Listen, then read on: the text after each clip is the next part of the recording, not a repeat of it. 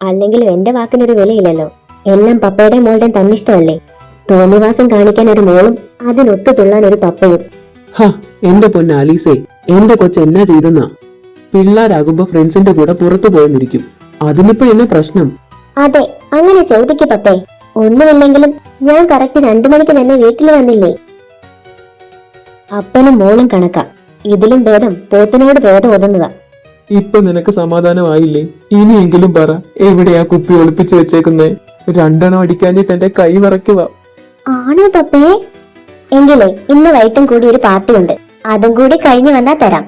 ഇപ്പൊ കുപ്പി തന്നാലേ പപ്പ ചിലപ്പോ കാല് മാറിയാലോ.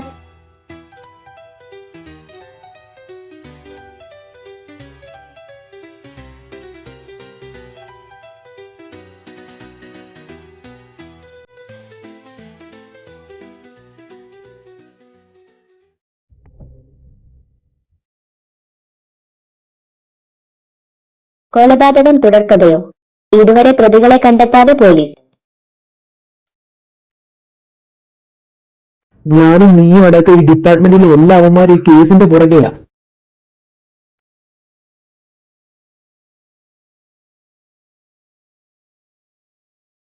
സാർ, ഈ 2 മരണത്തിലും ഉണ്ടായിരിക്കുന്ന കോമൺ തിങ് ഈസ് ലേബർ റൂട്ടി. എന്തുകൊണ്ട് കൊലയാളി അവരുടെ പേഷ്യൻസ് ആയിക്കൂടാ?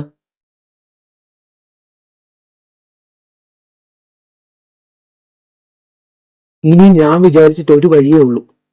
അവൻ വരട്ടെ.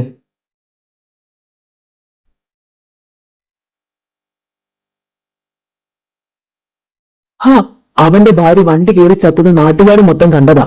പിന്നെ ഡിപ്പാർട്ട്മെന്റ് എന്നാ ഉണ്ടാക്കാനാ?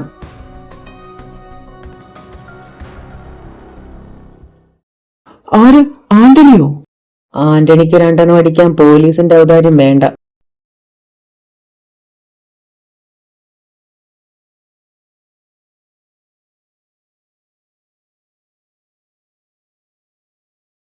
എനിക്കെന്നാ തോന്നാൻ? തനിക്ക് ഇഷ്ടമുണ്ടെങ്കിൽ ആരെങ്കിലും പിടിച്ചാക്ക്.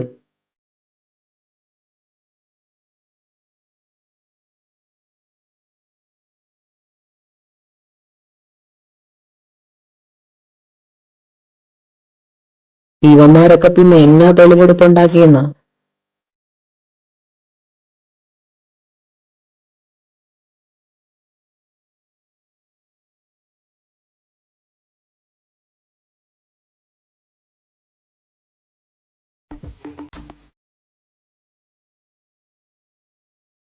Really be mine forever.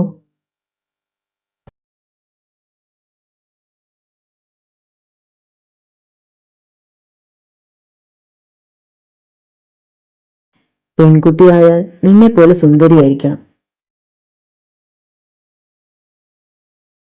എന്നെ ഒരിക്കലും സ്നേഹിച്ചിട്ടില്ല എന്ന് പറയാൻ പറ്റുമോ നിങ്ങൾക്ക്?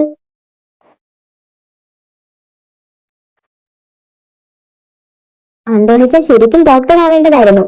നോക്ക്, തൊട്ടപ്പോഴേ എന്റെ വേദന മാറി.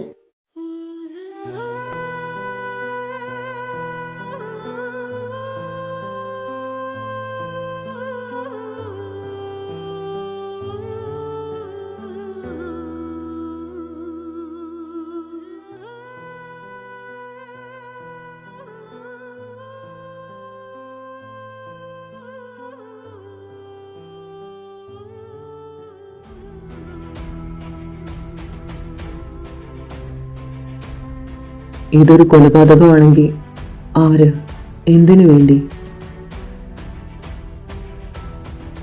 ആരോ നമ്മളെ ഫോളോ ചെയ്യുന്നുണ്ട്. അയാളുടെ അടുത്ത ലക്ഷ്യം നമ്മളാണോ? ഇതൊരു ട്രാപ്പാ, നമ്മളെ കൊടുക്കാനുള്ള ട്രാപ്പ്. പാസ്റ്റ് പാസ്റ്റ് പാസ്റ്റ് കേട്ട് കേട്ട് ഞാൻ മടുത്തു. നിങ്ങൾ എന്താ കരുതുന്നേ? ചത്തുപോയ ഒരാള് തിരിച്ചു വരുമെന്നോ?